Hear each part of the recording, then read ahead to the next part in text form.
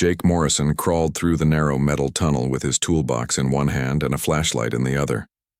The air was thick and hot. Sweat dripped from his face as he worked his way toward the broken air filter.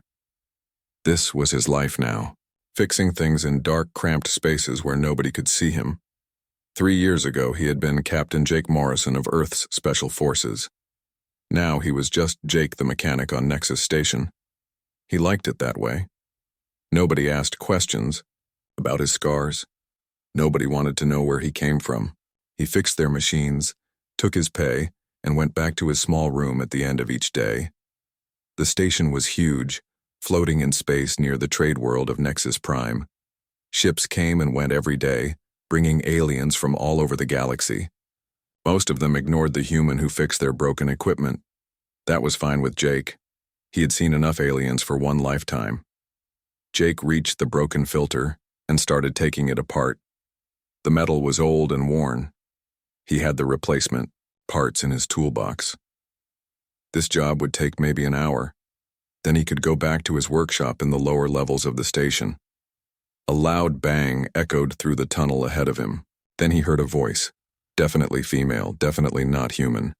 She was speaking in what sounded like panic. Jake stopped working and listened. The voice came again, closer this time. "Hello? Is someone there?" "I think I am lost." Jake sighed. He did not want to deal with this. But the voice sounded scared, and Jake had never been good at ignoring people who needed help. He put down his tools and crawled toward the sound. The tunnel split into two paths ahead. Jake could see a faint blue light coming from the left path. He followed it and found a young alien woman sitting on the floor looking confused and worried.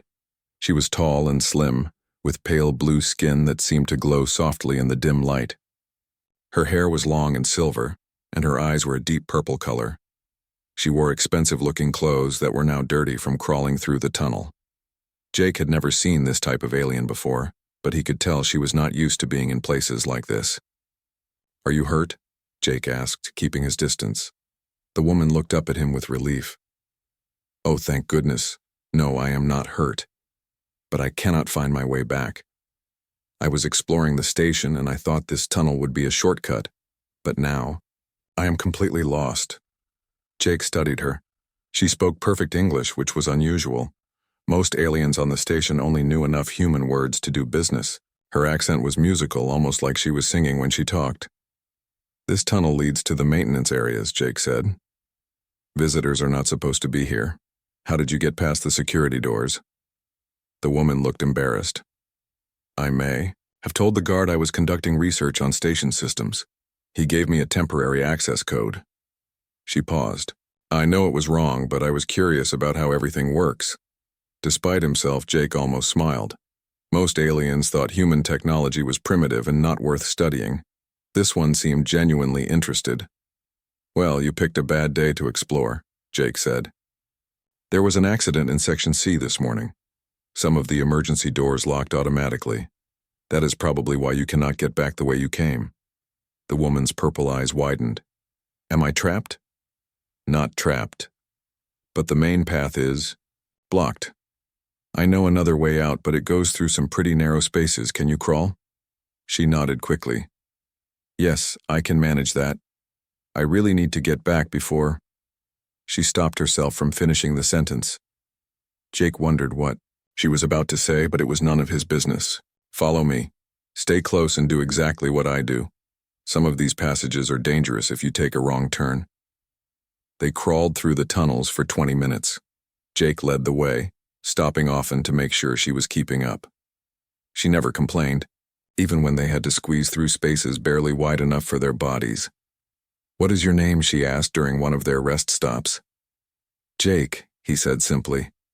"I am Lyra," she replied. "Thank you for helping me, Jake. Most people would have just told me to call station security." "Security would have just made things more complicated," Jake said. This was true. The last thing he wanted was security asking questions about why he was in the tunnels. They finally reached a maintenance exit that led to one of the main corridors. Jake checked to make sure the area was clear, then opened the door. "There you go," he said. "Follow this corridor to the lift, then take it to level 5. That will get you back to the visitor areas. Lyra stepped out into the bright corridor lights. In the better lighting, Jake could see that her clothes were indeed very expensive. The fabric looked like it was made of some kind of metal thread that caught the light. Definitely not the clothes of an ordinary tourist. "Thank you again, Jake," she said. She seemed like she wanted to say more, but then she just smiled and started walking away. Jake watched her go. There was something about the way she moved, the way she held herself, that reminded him of the officers he used to serve with. Like she was used to being in command. But that was impossible. Someone that important would not be crawling around in maintenance tunnels. He shook his head and went back to his work. Whatever her story was, it was not his problem. He had learned long ago that getting involved in other people's business only led to trouble. But as he fixed the broken air filter, Jake found himself thinking about purple eyes and a musical voice asking questions about how things worked. For the first time in 3 years, he was curious about someone else. He finished his work and packed up his tools. Tomorrow there would be other machines to fix, other problems to solve. His quiet, invisible life would continue just as it had for 3 years.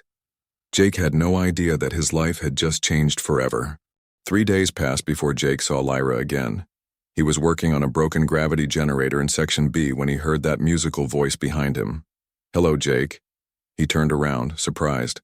Lyra stood in the doorway wearing simpler clothes this time, plain blue pants and a white shirt that looked almost human-made. She still glowed softly in the dim light of the maintenance room. "How did you find me?" Jake asked. "I asked around. People said the human mechanic could always be found fixing something in the lower levels." She looked around the room with interest. "What are you working on?" "Gravity generator," Jake said, turning back to his work. "The artificial gravity in this section keeps cutting out. Very dangerous if it happens when someone is walking by." Lyra moved closer to watch him work. "How does it function?" Most aliens never asked about human technology. They thought it was too simple to be worth understanding. But Lyra seemed genuinely curious. "The generator creates a field that pulls everything toward the floor," Jake explained as he worked. "When it breaks, everything starts floating around. People can get hurt." "Fascinating," Lyra said. "On our ships we use a different method. We spin the ship to create artificial gravity." "That works too," Jake said, "but it is harder to control. This way, we can have different gravity levels on different parts of the station." They talked about technology while Jake worked. Lyra asked smart questions and listened carefully to his answers. She seemed to understand the principles even when he explained things in simple terms. "Would you like to see more of how the station works?" Jake asked when he finished the repair. Lyra's face lit up. "Really? You would show me?" Jake surprised himself by saying yes. He had not talked to anyone for this long in 3 years. There was something about Lyra that made him want to keep talking. He showed her the water recycling systems, the power generators, and the air filtration centers. Lyra asked questions about everything. She was especially interested in how humans had built systems that could repair themselves automatically. "Your people are very clever," she said as they walked through the main engineering section. "These solutions are so simple, but they work better than the complex systems I have seen on other worlds." "Simple is usually better," Jake said. "Complicated systems break more often." They spent 2 hours together before Lyra said she had to leave. As she walked away, she turned back to Jake. "Could we meet again tomorrow? I would like to learn more about human engineering." Jake nodded before he could stop himself. "Same time. I will be working on the communication array in Section A." The next day, Lyra came to find him again. And the day after that. Soon, they were meeting every day.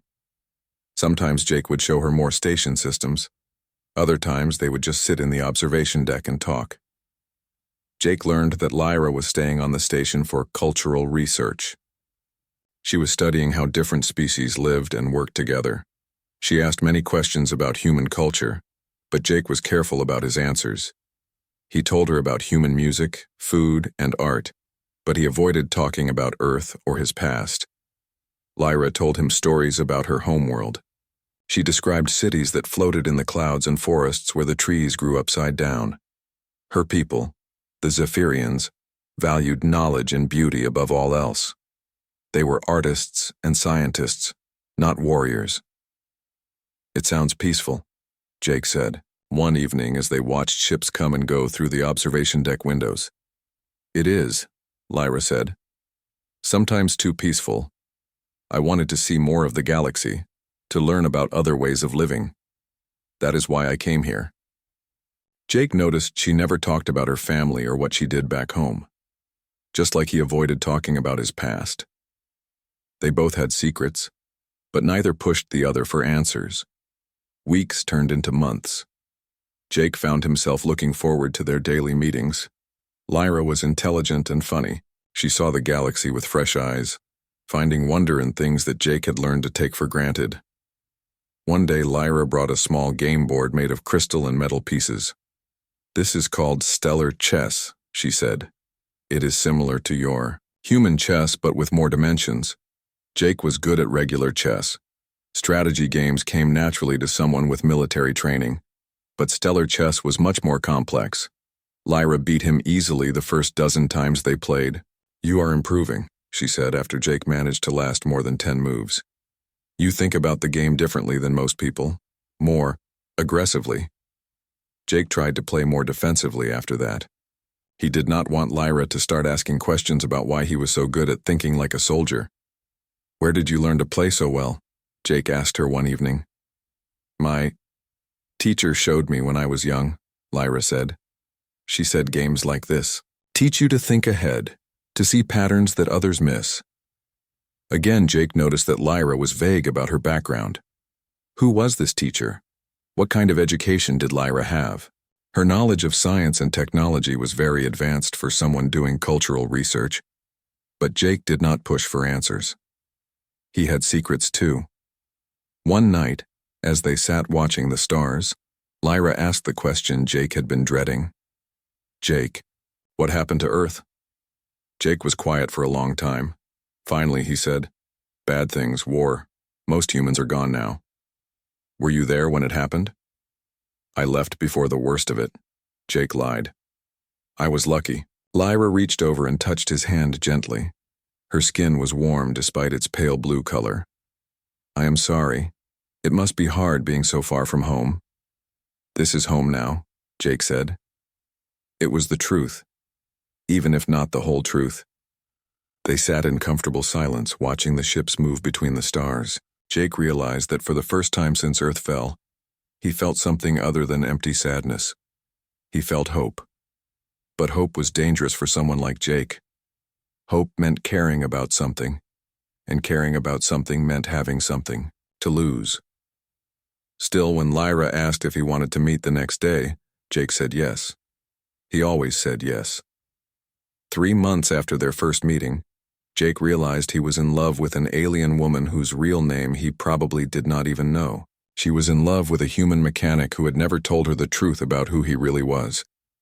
Neither of them knew that their secret courtship was about to collide with forces much larger than themselves. Neither of them knew that the galaxy was about to discover that love could be more dangerous than any weapon. Jake was fixing a broken door in the cargo bay when Lyra found him. She looked upset, more worried than he had ever seen her. "Jake, I need to talk to you," she said. He put down his tools and followed her to their usual meeting place in the observation deck. The area was empty except for them. "What is wrong?" Jake asked. Lyra paced back and forth, her hands shaking. "I have to leave the station. My family is demanding that I come home immediately." Jake felt something cold settle in his stomach. "When?" "Tomorrow morning. There is a ship coming to take me back." Lyra stopped pacing and looked at him with desperate eyes. "Jake, there is something I have not told you about myself." "We both have secrets," Jake said quietly. "Yes, but mine affects everything. My family, they have arranged a marriage for me, to someone I have never met. It is for political reasons, to create an alliance between our people and another species." Jake had suspected that Lyra came from an important family. Her education, her expensive clothes, the way she carried herself, it all pointed to nobility of some kind. But hearing it confirmed still hit him hard. So you are going back to marry someone else, he said. Not if I can help it. Lyra moved closer to him. Jake, in Zephyrian law, if a member of the royal family marries for love, the arranged marriage becomes invalid, but they have to formally renounce certain rights to succession. Royal family. Jake stared at her. How royal? Very royal, Lyra said softly. But that does not matter now. What matters is that I do not want to lose you. Jake's mind raced. Lyra was not just nobility, she was actual royalty. And she was talking about marriage. To him, a wanted war criminal hiding under a false identity. Lyra, you do not know what you are saying. You do not know who I really am. I know you are, kind and intelligent and brave, she said. I know you saved me when I was lost. I know you have shown me wonders I never imagined. I know that when I am with you, I feel more myself than I ever have before. That is not enough, Jake said desperately. There are things about my past. We all have pasts, Jake. What matters is what we choose to do now. Lyra took his hands in hers. I am asking you to marry me. Tonight. Before they can take me away. Jake looked into her purple eyes and saw love and hope and trust. She had no idea what she was asking. She had no idea who she was really proposing to. But Jake was tired of running, tired of hiding, tired of being alone. For 6 months, Lyra had made him feel human again. Maybe that was worth the risk. Are you sure? He asked. I have never been more sure of anything in my life. They were married 2 hours later in a small ceremony chamber on the station. The wedding was performed by Captain Ryan Brooks, the station commander, using ancient Zephyrian vows that Lyra translated for Jake. The only witnesses were Captain Brooks and his assistant, Lieutenant Kate Morgan. The ceremony was simple but beautiful. Lyra spoke the vows in her musical language, then translated them into English. They promised to stand together against all challenges, to protect each other above all else, and to choose love over duty. When it was over, Jake felt something he had not experienced in years, complete happiness. For a few perfect hours he forgot about the war, about Earth, about everything except the woman who had chosen to share her life with his. They were having a quiet dinner in Jake's quarters when the alarm started blaring. Attention all station personnel, came the announcement over the speakers.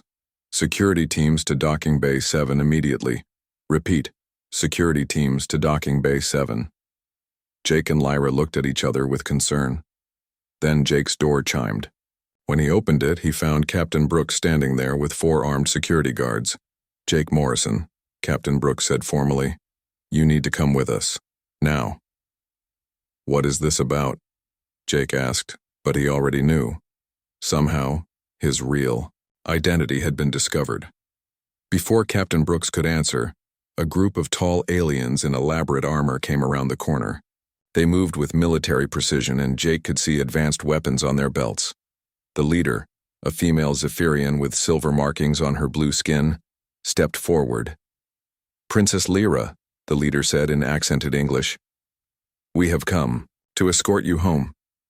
Princess. Jake turned to stare at Lyra, who had gone very pale. Commander Cale Vorthen, Lyra said shakily. How did you find me? Your father sent us when you failed to respond to his messages, Commander Vorthen replied. Then she looked at Jake with cold eyes. Captain Jake Morrison, also known as the Ghost of Europa. You are under arrest for war crimes against the Hegemony Council. The words hit Jake like a physical blow. His secret was out. Not just out, it was out to the worst possible people at the worst possible time. War crimes? Lyra whispered, looking between Jake and the commander. Commander Vorthen pulled out a datapad and began reading. Captain Morrison is wanted for the destruction of 3 Hegemony battlecruisers, the deaths of over 10,000 Hegemony soldiers, and 17 counts of terrorist activity during the Earth Rebellion. Terrorist activity? Lyra's voice was barely audible. He is known as the Ghost of Europa because of his attacks on the Europa mining station. The commander continued. The station was completely destroyed along with all personnel. Jake saw the expression on Lyra's face change from confusion to horror, to something that looked like betrayal. She had married a man she thought was a simple mechanic. Instead, she had married one of the most wanted war criminals in the galaxy. "Lyra," Jake started to say. "You lied to me," she said. "About everything. I never lied about my feelings for you." "Your feelings?" Commander Vorthen stepped between them. "Princess, do you have any idea what you have done? You have married the enemy of everything our people stand for."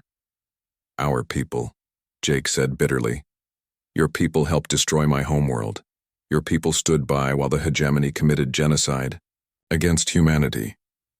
"Genocide?" Lyra looked shocked. "But the report said Earth attacked first. They said humans were the aggressors." "The reports lied," Jake said. "Earth was destroyed because we would not submit to hegemony rule, because we refused to give up our freedom." Commander Vorthen raised her weapon. "Enough. Captain Morrison, you will come with us. Princess Lyra, your father has ordered your immediate return to Zephyros." "Wait," Lyra said, "we are married. Under Zephyrian law?"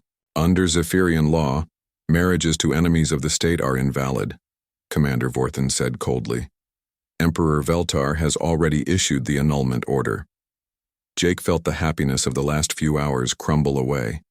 He had been a fool to think he could have a normal life. He had been a fool to drag Lyra into his nightmare. "It is all right," he told Lyra quietly. "You did not know. This is not your fault." But as the security teams led Jake away in restraints, he saw the look in Lyra's purple eyes. It was not relief or gratitude. It was confusion and pain and something that might have been anger. Jake had found love and lost it in the same day. Now he faced execution for the crime of defending his people. But the worst part was knowing that Lyra would never look at him the same way again. The ghost of Europa was finally caught. And with him, the last hope for human freedom died. The throne room of Zephyros was enormous. Jake had never seen a room so large or so beautiful. The walls were made of crystal that caught and reflected light in amazing patterns. The ceiling was so high that clouds actually formed near the top. But Jake was not here to admire the architecture. He stood in chains before the throne of Emperor Darius Veltar, waiting to learn if he would live or die. The emperor was tall and impressive, with deep blue skin marked with silver patterns that showed his royal status. His purple eyes were cold as he looked down at Jake. Beside the throne stood Princess Lyra, wearing formal court robes instead of the simple clothes Jake was used to seeing her in. "Captain Jake Morrison," the emperor said, his voice echoing in the huge room. "You are accused of war crimes against the Hegemony Council, terrorist activities against civilian populations, and deceiving a member of the royal family. How do you answer these charges?" Jake had spent the 3-day journey to Zephyros thinking about this moment. He could beg for mercy. He could claim he was just following orders. He could lie and say he was sorry for defending his home. Instead, he stood straight and looked the emperor in the eyes. "I am guilty of fighting for my people's freedom," Jake said clearly. "I am guilty of refusing to surrender when my world was attacked. I am guilty of trying to protect innocent humans from being slaughtered. If those are crimes, then yes, I am guilty." Angry voices rose from the court officials around the room.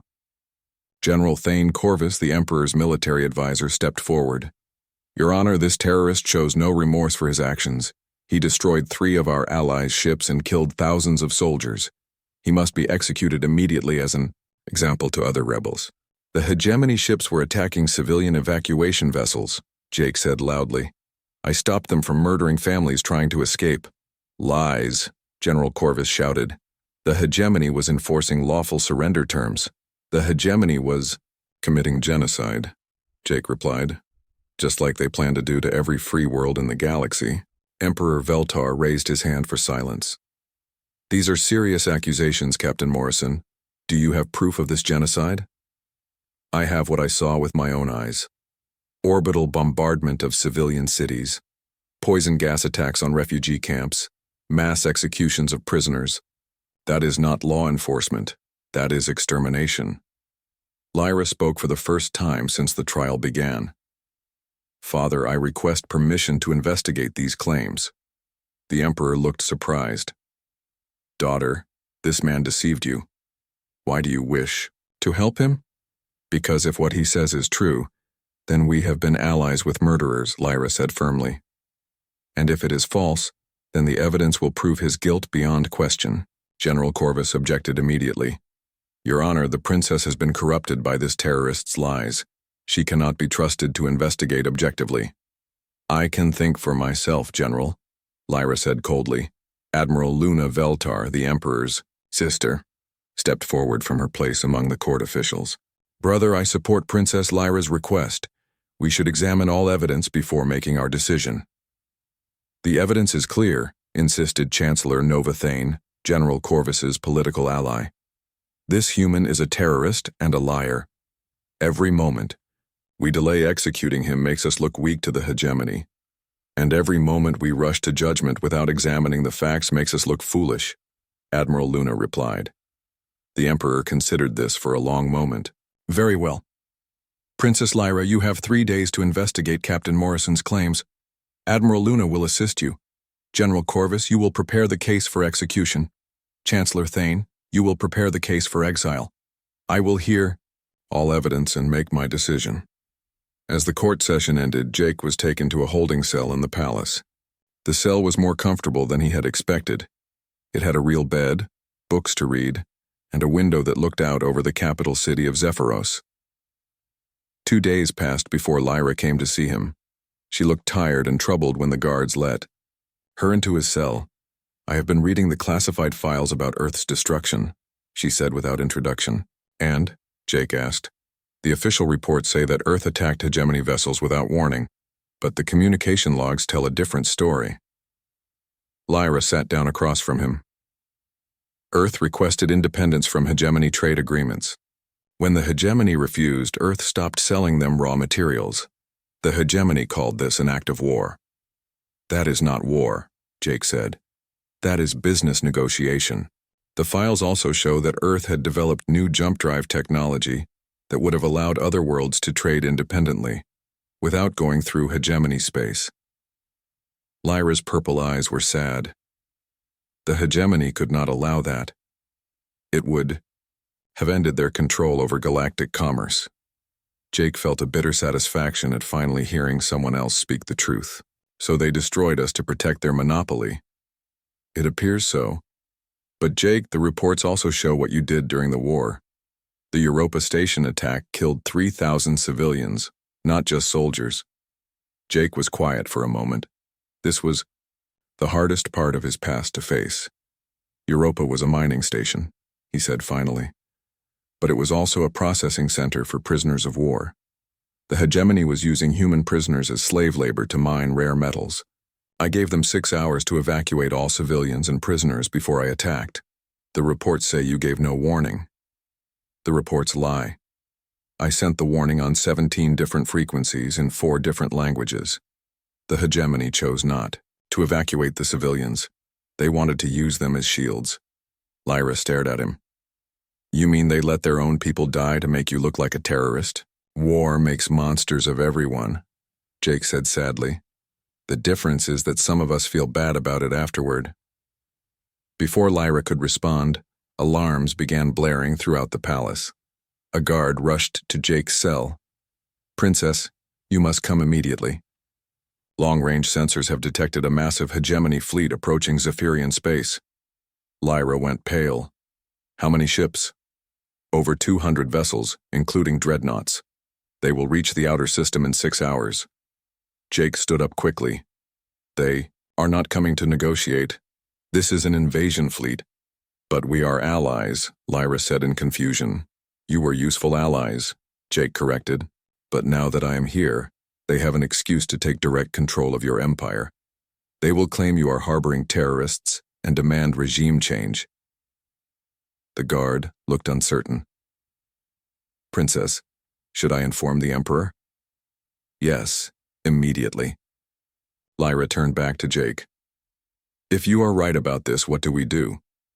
You fight, Jake said simply. Or you surrender and hope they let some of your people live. Can we win against a fleet that size?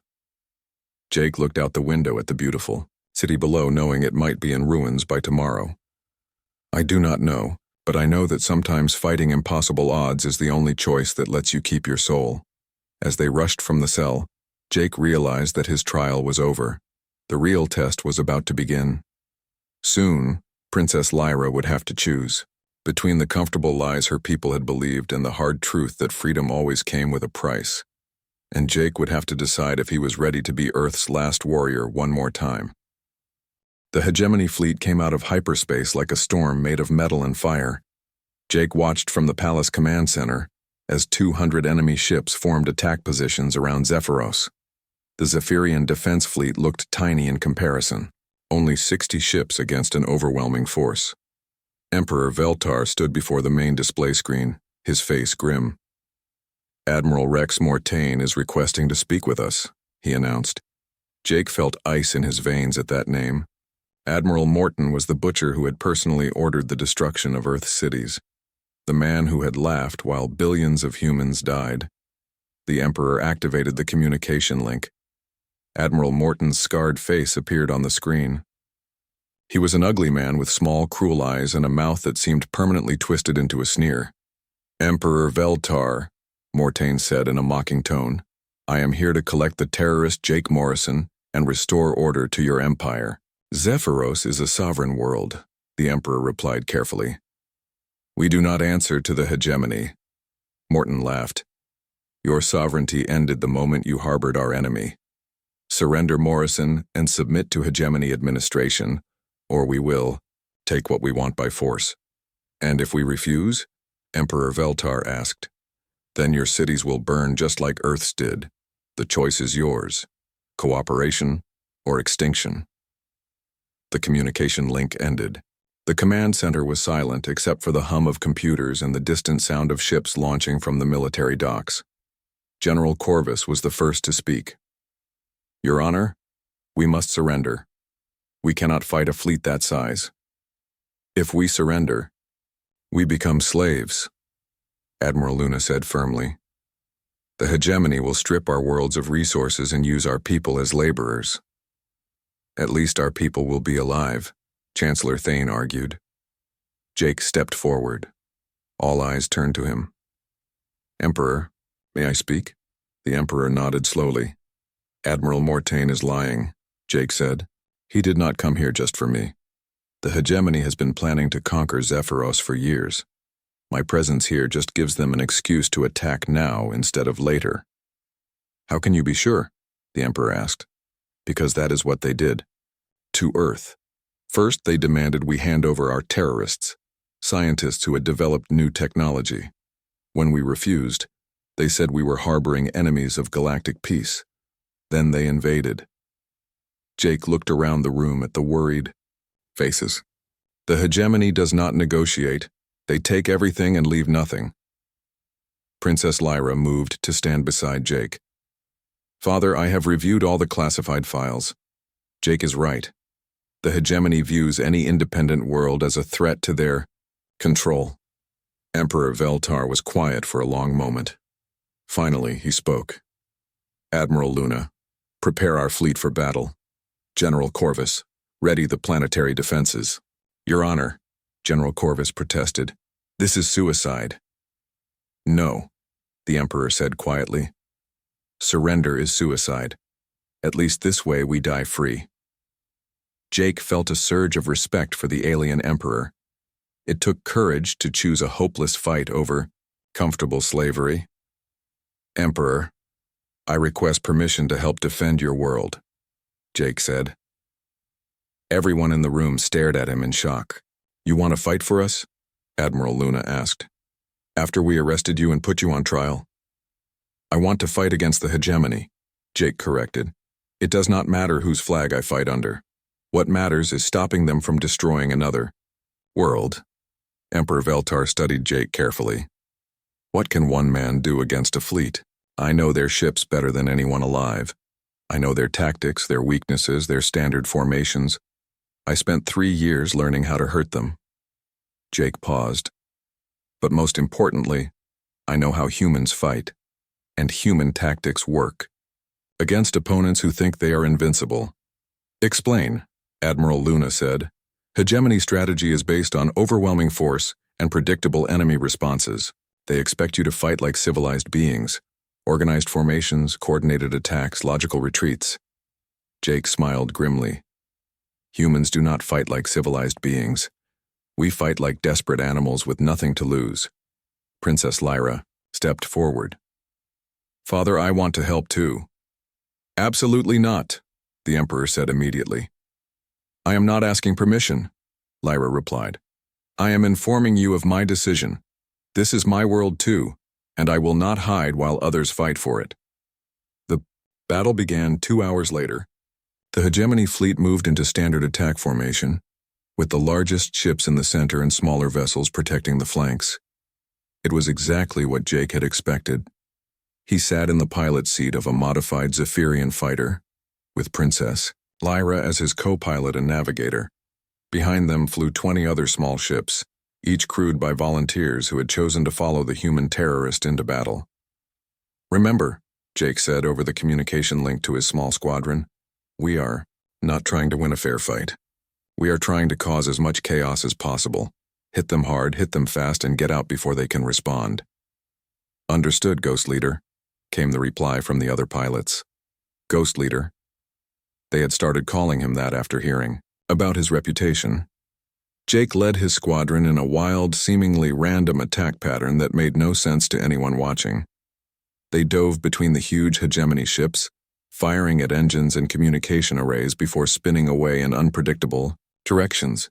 The hegemony formation began to break apart as captains tried to target the small, fast-moving fighters. Ships collided with each other as they turned to chase Jake's squadron. Weapons fired into empty space as the pilots tried to anticipate where the human would go next. This is impossible, Lyra said as Jake rolled their fighter upside down and dove under a massive cruiser. How do you know where to go? I do not know, Jake replied honestly. I just go where they do not expect. For 30 minutes, Jake's squadron danced through the enemy fleet like ghosts. They destroyed communication relays, damaged engines, and created so much confusion that the hegemony ships stopped following their planned attack routes. But slowly, the enemy began to adapt. Admiral Morton was not stupid. He realized what Jake was doing and started changing his tactics to counter the chaotic human approach. Ghost Leader, Admiral Luna's voice came over the radio. The enemy is concentrating fire on the Palace District. They are trying to kill the Emperor. Jake looked at his fuel gauge and weapons display. Both were nearly empty. His squadron had done all they could with hit-and-run attacks. All fighters returned to base for refueling, he ordered. Then he switched to a private channel. Except Ghost 1. I have one more job to do. Jake, no, Lyra said.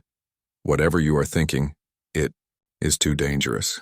The only way to stop this fleet is to cut off its head, Jake said. Admiral Mortain has to die. He turned their fighter toward the massive command ship at the center of the hegemony formation. It was heavily defended and surrounded by smaller vessels, but Jake had spent 3 years learning how to attack impossible targets. Jake, this is suicide, Lyra said. Maybe. But if I can take out Mortain, the rest of the fleet will retreat.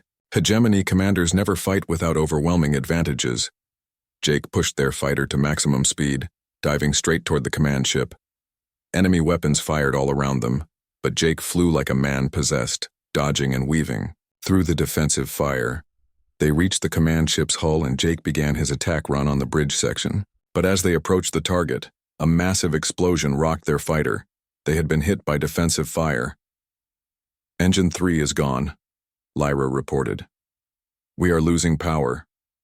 We only need power for 30 more seconds, Jake said grimly. He lined up the shot on Admiral Morton's command bridge and fired everything they had left. The explosions tore through the command ship's defenses and into the bridge itself, but their fighter was falling apart around them. Systems were failing, and the cockpit was filling with smoke. Jake, Lyra said quietly, I want you to know that I understand now. I understand why you fought. I understand why you could not stop fighting. Lyra, I love you, she said. Not Jake the mechanic or Captain Morrison the warrior. I love you for who you choose to be when everything else is Taken away. Jake felt tears on his face as he tried to control their dying fighter. Through the smoke and flame, he could see Admiral Mortaine's command ship breaking apart. Hold on, he told Lyra. This is not over yet. Somehow, Jake managed to crash land their fighter in the palace courtyard. They stumbled out of the wreckage. Just as word came over the emergency channels, Admiral Morton was dead, and the hegemony fleet was retreating. Emperor Veltar found them sitting beside their destroyed fighter, holding each other and watching the enemy ships flee into hyperspace. Captain Morrison, the Emperor said formally, on behalf of the Zephyrian Empire, I thank you for your service. We are not done yet, Jake replied. The hegemony will be back with more ships. Then we will be ready for them, and we will not be alone. The Emperor smiled. 6 other worlds have already sent messages offering to join an alliance against hegemony oppression. It seems your victory here has inspired others to choose freedom. Princess Lyra stood up and took Jake's hand. Father, I formally request that you restore my marriage to Captain Morrison. He has proven himself worthy of our family and our people. I agree, the Emperor said. But I have one condition. Jake and Lyra waited. Captain Morrison, I offer you the position of War Marshal of Zephyros. Will you help us build an alliance that can stand against the hegemony? Jake looked at the alien. Empero,